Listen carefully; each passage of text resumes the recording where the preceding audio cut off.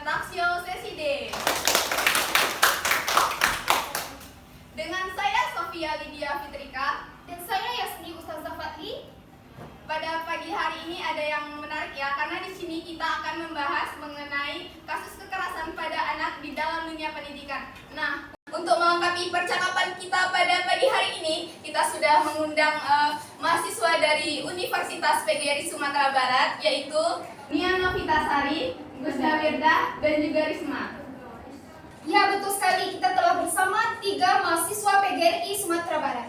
Nih, Nia Novitasari ini siapa sih panggilannya? Kalau boleh kami tahu? Ini aja. Kami aja. Husna? Sayang. Sepertinya suka bercanda ya. Yang terakhir Risma. Risma siapa sih panggilannya? Kalau boleh kami tahu? Mungkin Risma ya? Ya kayaknya orang tua saya kurang niat ya kasih saya nama, makanya Risma aja, nggak pakai panjang-panjang guys. Ya, seperti yang kita ketahui ya, bahwa namanya sangat singkat, padat, dan jelas. Tapi seperti yang kita lihat ya, sepertinya Agus Nawirda ini sangat mirip ya dengan Nisa Sabian. Halo semoga ya kita tersalawat dengan lancar seperti ini. Apa mungkin orang tua kalian sepupuan gitu atau gimana? Soalnya mirip banget loh, bukan didengar sekilas gitu aja. Barangkali iya sih bersaudara, tapi kita nggak tahu juga. Saudara Mungkin jauh ya, saudara tapi enak juga loh mirip dengan artis. Aduh. semoga deh gitu. Ya baiklah, seperti yang sudah sama-sama kita ketahui ya, bahwa kasus kekerasan pada anak di dalam dunia pendidikan ini sudah sangat sering terjadi. Tadi kan kita melihat nih beberapa video mengenai kasus tersebut, bahkan isu-isunya sekarang kan sudah banyak sekali ya menyebar dan kita sudah sering mendengar mengenai kasus tersebut. Nah, bahkan dari video tadi kan kita sudah melihat nih, ada nih guru yang melempar siswa tersebut dengan spidol, melempar dia dengan tong sampah, bahkan ada juga nih yang menampar siswa, dan bahkan yang sangat-sangat tidak bisa kita toleran, ada juga nih guru yang memukul siswa tersebut sampai dia tuh pingsan gitu, masuk rumah sakit. Jadi kasus ini sangat miris sekali ya. Sangat miris sekali kalau nggak cocok ini guru kalau melemparkan itu siswanya. Nah, jadi gimana sih tanggapan kalian nih sebagai mahasiswa mengenai kasus tersebut? Barangkali dari saya dulu ya Kak. Kalau menurut saya sendiri sih, kekerasan pada murid itu yang dilakukan guru bukan hal baru lagi bagi kita. Bahkan dari dulu itu sudah sering terjadi. Namun tidak ada data satupun yang menunjukkan adanya korelasi jika seorang guru melakukan kekerasan kepada siswanya, siswa tersebut akan disiplin. Sangat disayangkan jika guru telah melakukan kekerasan, namun siswanya itu tetap tidak disiplin. Jika berkaca dari masa lalu, banyak guru yang melakukan kekerasan pada siswanya, namun tetap saja siswa tersebut nakal. Dan dapat kita simpulkan jika sebenarnya kekerasan dari guru itu kepada siswanya tidak menimbulkan dampak apapun kecuali dampak bagi kesehatan mental bagi dirinya sendiri. Oh, jadi di sini guru-guru itu seperti berkedok ingin mendisiplinkan anak tapi melalui kekerasan ya. Nah, iya seperti itu maksud saya. Kasus-kasus seperti ini kan bukan kasus yang sepele ya. Seperti kekerasan kan bukan hal yang baik dilakukan. Bahkan pada tahun 2015 hasil penelitian dari Plan Internasional bahwa 84% anak di Indonesia pernah mengalami kekerasan. Angka 85% kan bukan angka yang sedikit ya. Jadi hal-hal seperti itu adalah hal yang menurut saya sangat mengkhawatirkan gitu. Mendisiplinkan anak dengan hukuman-hukuman keras atau melakukan kekerasan itu tidak hanya berdampak pada fisik tapi juga mental. Sedangkan pada era-era milenial seperti ini anak tuh lebih sensitif gitu kepada mentalnya, mudah down gitu. Jadi kita harus lebih memperhatikan hal-hal seperti itu. Nah, kan pada saat ini kan sudah ada tuh hak asasi manusia yang melindungi anak. Jadi kenapa sih guru ini kan kenapa dia bisa melakukan hal tersebut kepada anak? Ya, jadi seharusnya guru ya harus lebih berpedoman kepada, seharusnya guru lebih mengerti gak sih dengan hal-hal seperti itu. Kan banyak nih anak-anak kan dilindungi dengan undang-undang. Ya, guru harus mengerti kode etisnya itu. Jadi apa sih faktor menurut kakak penyebab kekerasan pendidikan pada anak itu? Faktor terjadinya kekerasan itu bisa terjadi antara dua belah pihak, bisa dari guru, dari siswa itu sendiri, tapi kayak dari guru kan bisa kayak pemikiran guru itu yang masih kayak kulot gitu. Kalau dia melakukan kekerasan ini mungkin siswa bisa disiplin gitu, kayak mungkin dari keegoisan dari guru itu sendiri mungkin. Misalnya kayak guru tuh terjadi masalah keluarga di rumah, dibawa ke sekolah, dia lampiaskan kepada anak-anak siswanya gitu. Dan bisa juga dari karena siswa itu sendiri. Misalnya siswa itu kurang perhatian dari orang tuanya, misalnya kayak orang tuanya selalu sibuk dengan dunia luarnya, tidak memperhatikan pertumbuhan dari anaknya sendiri. Jadi faktor ini bisa terjadi antara dua pihak, bisa dari guru, bisa dari siswa.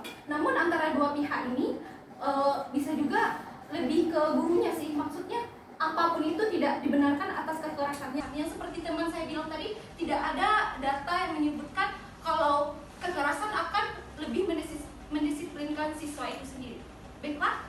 Nah itu kan tadi dari pendapat Kak Risma ya. Jadi pendapat dari Kaknya gimana nih mengenai faktor tersebut? Pastinya kan berbeda-beda nih pendapat antara Kak Risma dan Kakak Nia.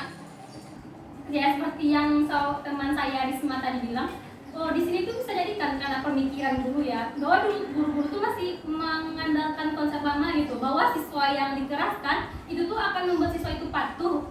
Kan segala hal yang membuat patuh kan tidak hanya melalui kekerasan ya, bisa diomongkan baik-baik gitu. Di sini tuh saya sangat menegaskan sekali bagaimana mental siswa. Sebagai seorang mahasiswa yang sibuk tugas kuliah, menurut saya mental itu kan benar-benar sangat penting gitu. Ya. Jadi kekerasan itu tuh tergantung guru, saya misalnya lebih ke guru gitu. Jangan memakai konsep bahwa keras patuh gitu. Hal-hal seperti itu memang konsep lama. Ya mungkin ya guru itu kan dulunya lebih sering seperti melakukan adanya kekerasan misalnya nih dalam kayak mengaji gitu kan, dia tidak dapat kan ada tuh yang sampai memukul dengan keras. Jadi mereka bisa belajar tuh dari hal itu. Dia tuh harus bisa untuk kedepannya, mungkin mereka masih berpikiran yang seperti itu ya untuk pada saat sekarang ini. Padahal kan dunia sudah beda ya. Ya, jadi tidak bisa disamakan dong ya, masih siswa yang lama atau yang sekarang, dan cara mendidiknya pun kita tuh harus melakukan cara yang modern, tidak bisa menggunakan cara-cara yang kita alami pada masa yang lalu. Jadi menurut Beta gimana nih? Ya Kalau aku sih agak beda dikit gitu ya. Banyak banget faktor yang bisa menyebabkan guru ini melakukan kekerasan pada siswa. Kita nggak bisa sepenuhnya menyalahkan guru itu. Mungkin kalau kita realistis, barangkali kita juga bisa tersulut emosi kalau seandainya siswa itu bandel, dibilangin nggak mau, bahkan ada yang melawan, menjawab omongan guru. Dan guru itu kan juga manusia biasa yang terkadang hal tersebut dapat membuatnya emosi. Ditambah seperti yang dikatakan oleh Risma tadi, terkadang dia memiliki masalah pribadi dan kebetulan siswanya tersebut melakukan tindakan yang mungkin tidak patut dilakukannya sebagai siswa, seperti melawan, menjawab omongan guru, bandel yang luar biasa. Nah, hal tersebut juga dapat menjadi faktor guru tersebut melakukan kekerasan terhadap siswanya itu, baik itu dengan menampar atau melempar dengan spidol atau apapun itu dalam bentuk kekerasan. Menurut pengalaman aku sendiri nih ya, aku tuh suka gitu mengelompok-kelompokkan guru tuh. Misalnya ada nih nanti guru yang seperti killer, ada yang memang penyayang banget gitu. Jadi tentunya kan kita pasti lebih itu ke guru yang penyayang, ke guru yang killer ini kan kayak gimana gitu, agak suka atau benci. Jarang sih kalau seperti itu. Saya dulu waktu kecilnya juga kayak gitu. Ada nih saya kelompokkan, ini guru jahat, guru baik gitu. Tapi kalau ada nih orang yang bilang seperti ini, kalau seandainya udah gede, dia sadar perlakuan guru itu untuk kebaikannya. Namun tanpa disadari, di bawah alam bawah sadarnya itu mengatakan jika untuk melakukan sebuah kedisiplinan, dia harus melakukan kekerasan terlebih dahulu. Dengan kata lain, di bawah alam sadarnya itu mentalnya mengatakan kasih sayang dalam bentuk kekerasan, dan hal tersebut mungkin akan dilakukannya berlanjut kepada anaknya nanti, sehingga hal tersebut tidak baik untuk kesehatan mental ke depannya. Jika seandainya nih Risma menjadi seorang guru, hal apa sih yang bisa Risma lakukan gitu untuk mendisiplinkan anak tersebut supaya dia tuh bisa disiplin atau tidak melakukan hal-hal yang tidak diinginkan tanpa adanya faktor kekerasan di dalam tindakan kita sebagai guru terhadap anak tersebut? Yang seperti teman saya bilang tadi, guru itu juga manusia biasa ya. Apalagi saya kan pasti punya kesabaran gitu. Tapi saya mungkin berusaha semaksimal mungkin agar kayak lebih sabar gitu. Bagaimanapun kan orang tua meletakkan anak ini pada guru gitu. Tapi dibalik itu kayak gimana ya, kalau kita mendidiknya itu lebih kayak mengevaluasinya gitu, kayak mulai dari kayak dari mendekatinya dulu, jangan menanyakannya gitu. Tapi kita tidak boleh juga fokus satu anak gitu. Tapi ya kan banyak lah ya Iya, anak gitu. Pastinya kan misalnya dalam kelas itu kan banyak nih anak ada 34 orang. Jadi kan masing-masing pasti berbeda dong. Iya, ya beda. perilakunya, tingkah lakunya. Jadi itu tuh tugas kita sebagai guru untuk menguasai hal tersebut ya. Dalam kelas itu kan banyak nih anak ada 34 orang. Iya. Jadi kan masing-masing pasti berbeda dong. Iya, ya berbeda perilakunya tingkah lakunya. gitu. Jadi itu tuh tugas kita sebagai guru untuk menguasai hal tersebut ya. pokoknya kita lebih kayak perhatian gitulah gitu. Mungkin kayak anak itu, mungkin yang tadi saya pernah bilang kalau anak itu juga punya mental Yang bawaan berbeda. gitu di rumah gitu. Terkadang anak itu juga tidak dapat kasih sayang dari Iya. orang tuanya, maka dia kayak nakal atau Pasti dia tuh tidak mau mendengarkan Iya, kita iya. itu mungkin kayak Mencari memperhatikan perhatian, gitu. mencari perhatian dengan Iya, perhatian. jadi kita harus memberikan perhatian lebih gitu, yaitu gitu intinya harus kita kayak melebihkan kesabaran kita gitu. Mungkin kayak orang bilang sabar itu nggak ada batasnya Ya, gitu. tapi kita nggak bisa munafik Iya ya. gitu, kita kan manusia biasa Iya. juga gitu. Mungkin dari teman saya ada yang menambahkan. Ada lagi mungkin pendapatnya yang berbeda. Pendapat dari Sebagai seorang yang bercita sebagai guru dan seorang yang sangat mengagumi profesi guru ini, saya sendiri sangat bercita menjadi seorang guru yang baik gitu, no killer-killer. Jadi saya itu bercita-cita menjadi guru komedian gitu. Saya harus membuat anak-anak senang dan nyaman belajar dengan saya gitu. Marah-marah itu bukan satu hal yang saya sebagai siswa dulu pun melihat guru marah-marah tuh membuat saya enggan belajar. Bahkan saya tuh murung, saya tidak ingin aktif di pelajaran itu. Jadi saya jika saya seorang guru, saya ingin siswa itu tuh saya rangkul semua gitu. Saya tidak mau siswa itu tuh kalau tidak mau menghadap saya. Pokoknya menurut saya kalau saya seorang guru, saya benar-benar harus jadi teman yang baik bagi siswa. Teman bercerita. Iya, teman bercerita. Nah, kita kan sudah sama-sama mendengar nih pandangan dari segi guru dalam kasus ini. Apa sih ada pandangan sebagai orang tua? Gimana nih pendapat kakak pandangan terhadap orang tua terhadap kasus ini? Aduh, gimana ya? Kita kan belum jadi orang tua. Tapi kalau seandainya kita memposisikan diri kita sebagai orang tua, tentunya kita tidak ingin hal-hal tersebut, kekerasan tersebut terjadi pada anak kita nantinya. Yang bisa kita lihat dari faktornya, salah satu yang bisa menyebabkan terjadi kekerasan ini ialah karena anak tersebut yang bandel. Nah, jadi kita sebagai orang tua hendaknya lebih prepare dalam menyiapkan anak kita, bagaimana cara kita mendidik. Jika kita mendidik anak di rumah dengan keras, maka nantinya anak tersebut di sekolahnya juga akan keras dan bandel, dan itu juga akan menyebabkan guru tersebut melakukan kekerasan pada anak kita nantinya. Jadi semua ini berawal dari pengajaran kita di rumah, bagaimana cara kita mendidik anak kita nantinya. Ada perbedaan dalam cara mendidik, seperti jika kita mendidik dengan lembut tetapi tegas, seperti ketika kita mengucapkan kata tidak nak, berarti itu mengatakan tidak dengan lembut tetapi tegas, berbeda dengan tidak.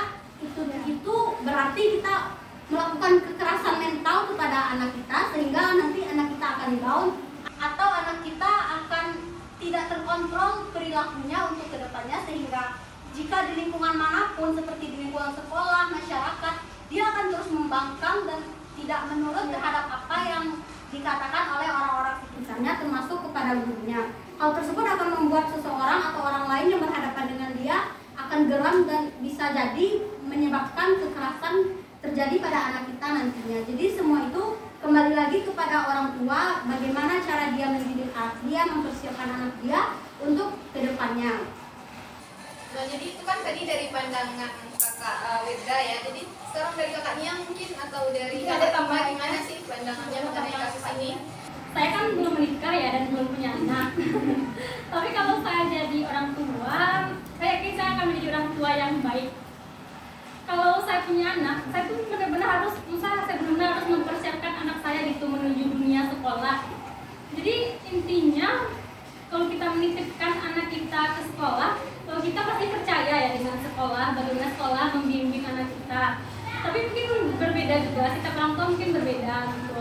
Jadi saya sarankan saja kepada orang tua di rumah, kepada orang tua dimanapun kalian berada, tolong lebih perhatikan anak-anak gitu, didik anak dengan baik gitu.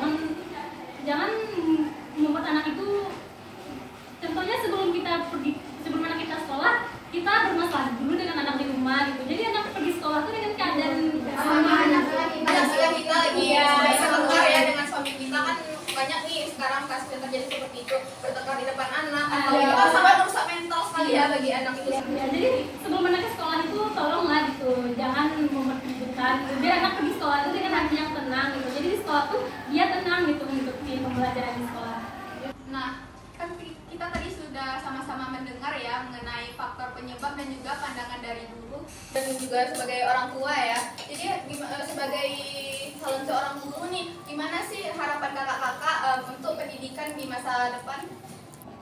Kalau untuk pendidikan di masa depan tentu kita menginginkan hal yang lebih baik, lebih maju dari sebelum ini. Baik itu dari cara guru mengajar, cara peserta didik belajar, semuanya kita menginginkan hal yang lebih maju dari saat ini, dan tentunya penanaman sikap moral juga sangat kita inginkan untuk kedepannya.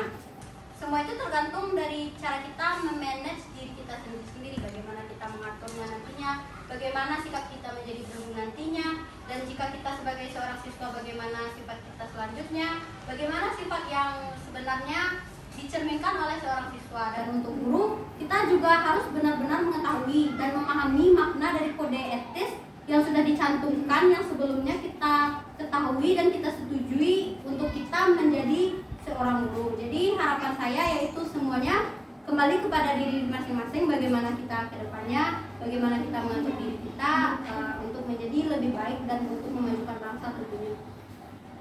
Ya, harapan saya juga sama ya, seperti yang teman-teman saya katakan, mungkin agar lebih baik untuk kedepannya, apalagi kita lebih menghadapi generasi yang lebih milenial, kata teman saya tadi. Yang mudah mental mudah down gitu, kayak kita lebih tahu gitu akan posisi kita sebagai guru, bagaimana kita menempatkan posisi kita dan kita sebagai siswa, dan bagaimana juga kita menempatkan diri kita sebagai siswa.